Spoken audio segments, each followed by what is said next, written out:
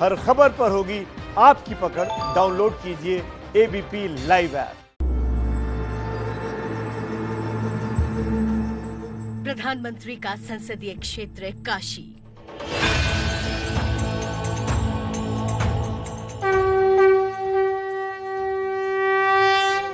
वेद काल से भी पुरानी नगरी मानी जाती है वाराणसी। दुनिया की सबसे पुरानी नगरी के रूप में उसका वर्णन आता है। जिस काशी को पीएम ने जापान का क्योटो बनाने का सपना देखा था। क्योटो भी काफी पुरानी नगरी है। यहाँ भी हजारों मंदिर हैं, वहां भी हजारों मंदिर है। यहाँ पर भी उसकी आत्मा जो है, स्पिरिचुअल आत्मा जो है, उसको संभालते हुए उसको मॉडर्नाइज किया। 6 साल पहले पीएम मोदी के जापान दौरे के दौरान हुआ था क्योटो की तर्ज पर काशी को विकसित करने के लिए एक करार समझौता, जापान के धार्मिक ऐतिहासिक तर्ज पर काशी को विकसित करने का।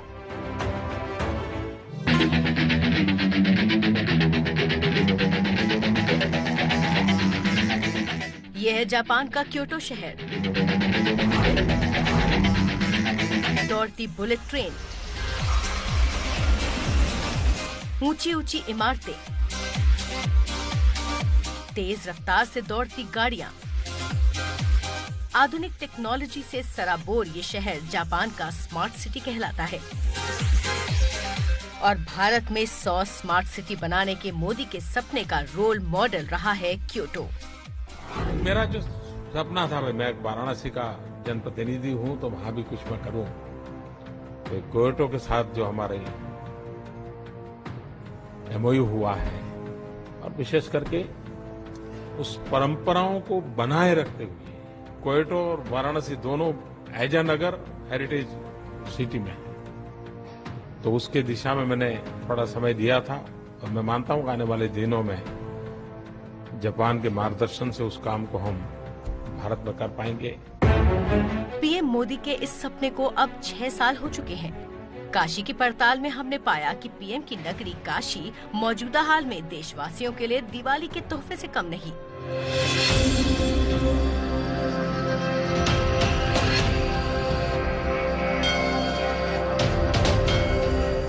बहुत सी योजनाएं पूरी हो चुकी हैं, बहुत सी परियोजनाओं पर काम हो रहा है, जिसमें प्रमुख रूप से श्री काशी विश्वनाथ मंदिर, विश्वनाथ धाम का काम, भूमिगत केबल के लिए हो रहा आईपीडीएस का काम, घाटों के सुंदरीकरण का काम और देश के पहले मॉडर्न ब्लॉक के रूप में विकसित किए जा रहे सेवापुरी ब्लॉक का काम प्रमुख रूप से शामिल है। सेवापुरी ब्लॉक में विकास कार्य इस तरह कराए जा रहे हैं कि दूसरे ब्लॉकों के लिए ये नजीर बने। सेवापुरी को आदर्श ब्लॉक बनाने में Bill and Melinda Gates Foundation भी मदद करेगा। फाउंडेशन स्वास्थ्य, शिक्षा, तकनीकी व कृषि के मुद्दे पर ब्लॉक के सभी 87 गांवों में तकनीकी सहयोग करेगा। इन गांवों के सभी सरकारी भवनों का पुनरुद्धार करने के साथ ही सौंदर्यीकरण भी किया जा रहा है। यहाँ के स्कूल, पंचायत भवन समेत अन्य बिल्डिंग्स पर भी सरकार की इस मंशा का असर दिखने लगा है। सर, हमें थोड़ा बताएं कि यहाँ क्या क्या विकास कार्य किए जा रहे हैं। हमने अपने पूरे विकासखंड को एक आदर्श विकासखंड बनाने के लिए पूरे ब्लॉक को हमने 21 क्लस्टर में बांटा है। हर क्लस्टर में एक एक सचिव नियुक्त किए गए हैं और इनके कार्यों की निरीक्षण लगातार और इनको सहायता के लिए जिला स्तर से जिलाधिकारी महोदय द्वारा 21 नोडल अधिकारी भी जो है नियुक्त किए गए हैं, जो कि प्रति सप्ताह अपने क्षेत्रों का निरीक्षण करते हैं और विकास कार्यों का जायजा लेते हैं और जो कमियां होती हैं उनको दूर करते हैं। स्थानीय स्तर पे सभी तरह के विवादों को दूर करने का प्रयास किया जा रहा है। मैं ऐसे ही एक गांव अमनी में खड़ा हूं, जहां सबसे पहले आपको वो रास्ता दिखाऊंगा जो मुख्य मार्ग से आता है। आप देख सकते हैं कि बहुत ही सधा हुआ सीधा रास्ता बिल्कुल चला आ रहा, पूरी तरह मेंटेन है। सड़क अच्छी है गांव के अंदर जाने को। और यहाँ के जो सरकारी भवन हैं उनमें स्कूल भी आते हैं, तो उन स्कूलों के जो हाल क्या है वो मैं आपको दिखाऊंगा। ये सेवापुरी का इंग्लिश मीडियम प्राइमरी स्कूल है। स्कूल के मेन एंट्रेंस पर आप देखिए महत्वपूर्ण सूचना दी गई है। सभी जगह जो योजनाएं हैं, जो जानकारी है वो प्रदर्शित की गई है। स्मार्ट क्लासेस के माध्यम से बच्चों को पूरी जानकारी दी जा रही है। आप देख सकते हैं कि यहाँ तमाम तरह के मॉडल भी प्रदर्शित किए गए हैं, जिसको देख करके बच्चे तमाम चीज़ें जान और समझ सकते हैं।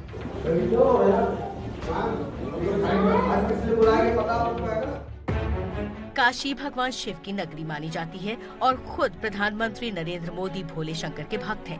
इसी के चलते जब वाराणसी के विकास का खाका खींचा गया तो काशी विश्वनाथ मंदिर के प्रांगण को भव्य बनाने के काम को प्रमुखता से शामिल किया गया। विश्वनाथ कॉरिडोर प्रधानमंत्री का ड्रीम प्रोजेक्ट है, जिसे साकार करने के लिए राज्य की योगी सरकार पूरी तत्पर नजर आ रही है। मैं आपको दिखाना चाहूँगा, ये जो हमारे बाईं ओर परिसर है, ये बाबा विश्वनाथ का मंदिर है। यहाँ पर भगवान विश्वनाथ का शिवलिंग स्थापित है और इसी के साथ लगा हुआ वो कॉरिडोर है जो प्रधानमंत्री नरेंद्र मोदी का ड्रीम प्रोजेक्ट है। और आप साफ तौर पर देख सकते हैं कि यहाँ पर काम बहुत तेजी से शुरू हो गया है। और ये जो पत्थर हैं यहाँ लगाने के लिए लाए गए हैं, ये चुनार के पत्थर हैं मध्य प्रदेश के, जिनको तराशने का काम गुजरात में किया जा रहा है और वहाँ से फिर इनको यहाँ ला रहे हैं और कॉरिडोर में होने वाले सभी तरह के निर्माण में इनको इस्तेमाल किया जाएगा। और मंदिर कॉरिडोर का लगभग 5 लाख वर्ग फीट का जो इलाका है, जिसमें 30% का कंस्ट्रक्शन किया जाना है, उनमें कल्चरल सेंटर, वैदिक केंद्र, tourist facilitation centre, city museum, जप तप भवन, भोगशाला, मोक्ष भवन और दर्शनार्थी सुविधा केंद्र आदि निर्माण किया जा रहा है। और इसी कड़ी में ये आप जो सामने छोटे छोटे मंदिर देख रहे हैं, ये इस परियोजना में प्राचीन मंदिर मिले हैं, उनकी प्राचीनता का अध्ययन किया जा रहा है।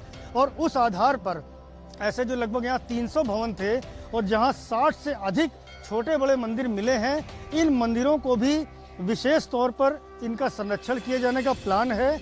और ये भी बताया जाता है कि ये मंदिर जो है, इनका प्राचीन महत्व इतना अधिक है कि स्कंद पुराण में भी इनका जिक्र आता है। प्रमुख रूप से इसमें यात्री सेवा केंद्र है, मुमुक्षु भवन है, यज्ञशाला है।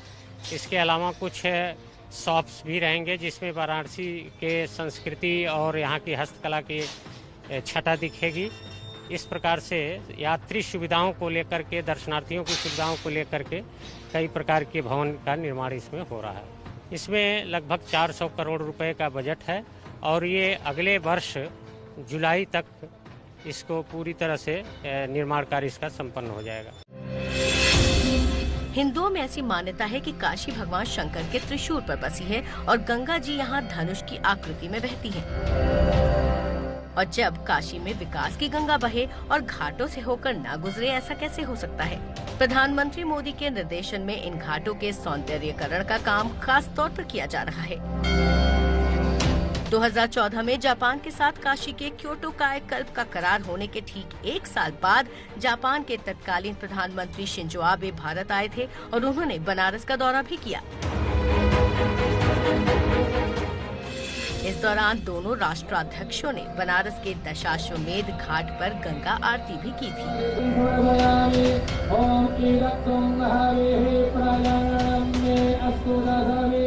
मेरे ठीक पीछे गंगा जी की अविरल धार आप देख सकते हैं और पूरे शहर के किनारे किनारे बहती हुई लगभग 100 घाटों को छूते हुए गंगा यहाँ से निकल रही है।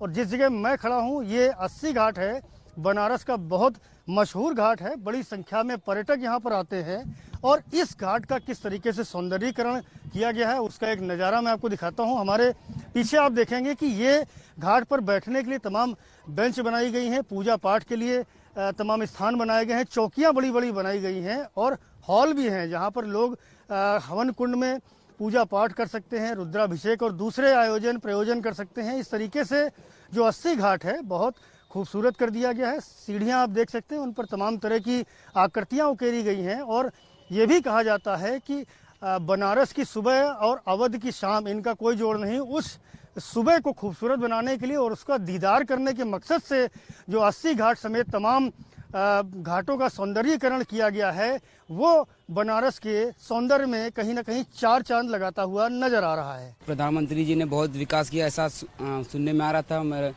इच्छा हुआ चलिए देख के आते 80 घाट कैसा है। मैं सोचता था कि बस ये डेवलपमेंट फोटो तक है, मीडिया तक है, पर अभी मैं सामने से देख रहा हूँ तो है, चेंजेस दिखाई दे रहे हैं। यहाँ मैं संगीत सीखने आया हूँ और यहाँ मेरा सौभाग्य है कि मैं गंगा माँ की धरती पर संगीत सीखने आया हूँ। यहाँ पहले जितना सफाई नहीं था उतना अब सफाई हो गया है। इसी के साथ वाराणसी में रोड से लेकर treatment plant, next generation infrastructure से लेकर ट्रांसपोर्ट फैसिलिटीज तक अत्याधुनिक तरीके से तैयार किया जा रहा है। प्राचीन होने के चलते बनारस की बड़ी आबादी गलियों में बसती है। मैं जहाँ खड़ा हूँ वो गौरीगंज का इलाका है, जहाँ सकरी सकरी गलियाँ हैं और यहीं से पूरा ट्रैफिक होकर गुजरता है। एक सबसे बड़ा काम यहाँ पर जो हुआ है वो है अंडरग्राउंड केबलिंग का। जो तार पहले यहाँ पोल पर बड़े बड़े झुंड के रूप में लटके रहते थे, जिनसे तमाम हादसों का खतरा बना रहता था, वो तार अब यहाँ से हटा करके और सारी केबलिंग अंडरग्राउंड कर दी गई है। ऐसा ही काम पूरे बनारस शहर के कई प्रमुख इलाकों में हो चुका है और कई जगह हो रहा है। ये देख सकते हैं आप मेरे बाईं ओर जो मीटर है, देख सकते हैं मीटर तो घर का लगा है, लेकिन उसकी जो वायरिंग आई है वो अंडरग्राउंड है। हम बात करेंगे यहाँ के कुछ लोगों से। आपका नाम बता दें। रिजवान अहमद सर। रिजवान भाई, अंडरग्राउंड केबलिंग का काम हुआ है यहाँ पर, क्या कहेंगे? बहुत बढ़िया काम हो चुका है। पहले तार वगैरह गिर जाता है, कोई प्रॉब्लम नहीं, पूरा अंडरग्राउंड हो चुका है, बहुत अच्छा लग रहा है। इसके बारे में कहेंगे बहुत अच्छा हुआ है। जो पहले जो तार ऊपर लगता रहा, बड़े बड़े ट्रक बसें जो आती थी तो तार टूटता रहा, लाइट डिस्टर्ब होता रहा। अब काफी हद तक और बिजली व्यवस्था भी दुरुस्त हुई है। प्रधानमंत्री नरेंद्र मोदी ने एक बड़ा काम ये किया है कि यहाँ इस शहर की जो एक बड़ी समस्या थी केबल की, उसको काफी हद तक दुरुस्त किया है। अंडरग्राउंड केबलिंग से लेकर कार्गो सेंटर तक किसी मेगा सिटी का कॉन्सेप्ट दिखता है, तो वहीं साफ सुथरे बनारस के चकाचक घाट, उन पर लगी हेरिटेज लाइट्स, गलियों और चौराहों की साफ सफाई, दीवारों की पेंटिंग और काशी के स्वामी बाबा विश्वनाथ मंदिर के आसपास गलियारे का निर्माण और सांस्कृतिक आयोजनों के लिए भवनों का कायाकल्प बनारस की जरूरत और शोहरत दोनों को पूरा करता है।